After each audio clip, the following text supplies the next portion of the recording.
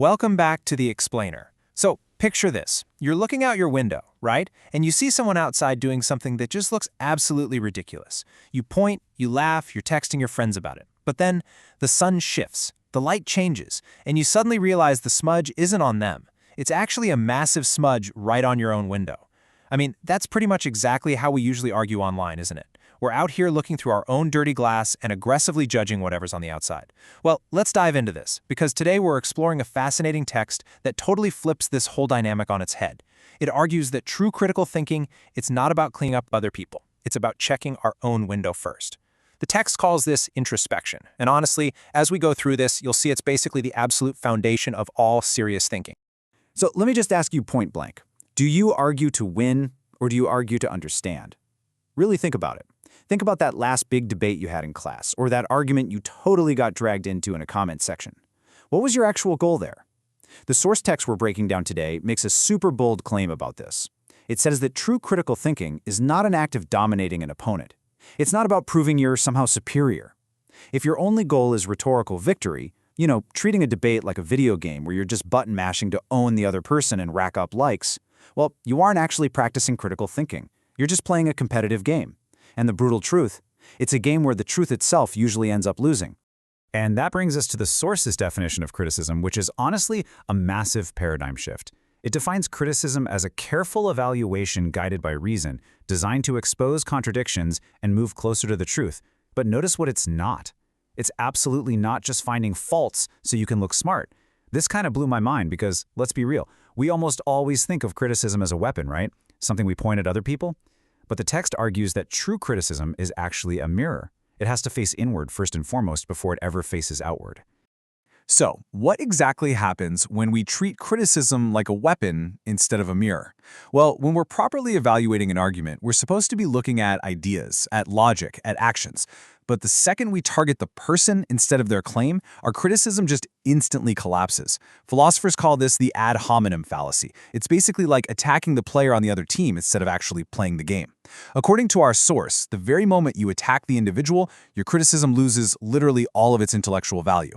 It completely stops being about finding the truth, and it just becomes this hollow exercise in ego. Okay, let's make this super practical. How does this play out in our everyday lives as students? I want you to think of your mind like a really heavy backpack you're lugging around school all day. Inside that backpack are all your beliefs. Now, the text essentially tells us there are two types of textbooks stuffed in there: inherited beliefs and discovered beliefs. Inherited beliefs, those are the heavy, dusty textbooks that somebody else just shoved into your bag. You didn't write them, you definitely didn't evaluate them, you just kind of absorbed them. Discovered beliefs, though, are the concepts you've actually bothered to take out of the bag, read through, test it, and verified using your own logic. The big problem here? For most of us, our backpacks are almost entirely stuffed with inherited beliefs. Now, what's really fascinating about this slide is looking at where all these heavy, unexamined books actually come from. We're talking parents, culture, religion, the education system, and, let's be honest, probably the heaviest one today, whatever's trending on social media, or just whatever our friend group happens to think. So many of our absolute deepest convictions rest purely on authority or habit or just emotional comfort. We believe stuff simply because the people around us believe it. It feels warm and safe to fit in, right? We literally almost never pause to ask for actual evidence. We just keep hauling that heavy backpack around, assuming everything inside it is the absolute truth. Now, I know taking apart your own deeply held beliefs probably sounds a little terrifying. It feels like just dumping your entire backpack out onto the floor for everyone to see. But the text reassures us that this realization isn't supposed to be destabilizing. Actually, it's incredibly liberating. As the text powerfully puts it, when examined honestly, many beliefs reveal themselves not as knowledge but as assumptions. They're just socially conditioned narratives. And by finally unpacking them, you are the one who gets to decide what actually stays in your backpack. So introspection isn't just some moral high ground, it's a deeply rational, critical tool. Okay, so how do we actually pull this off? How do we put this into practice? We do it through something we can call a daily mental workout. The source material calls this self-calibration. And the big takeaway here is that introspection shouldn't just be this rare, reactive thing you only do when you mess up. It needs to be a lifelong discipline. Just like you train for a sport or study daily for finals, you have to train your mind for critical thinking. A simple, but honestly real game changer of a practice the text recommends is doing a short burst of self-examination right before you go to sleep every night. All right, so here is exactly what that daily workout looks like. You've got to ask yourself a few tough, kind of uncomfortable questions. Number 1, did I act unkindly or carelessly today? 2, did my words actually cause someone harm? 3, did I lack empathy where it was genuinely needed? 4, was I defensive instead of just being humble? And 5, could I have reasoned better? Now listen closely, because the text makes a huge distinction here. This is not self-punishment. We're not doing this to beat ourselves up. This is self-calibration. It's all about building up that intellectual humility and emotional awareness, because without those, critical thinking is just totally shallow. So it's only after you've nailed down this inward discipline that your outward criticism actually becomes legitimate.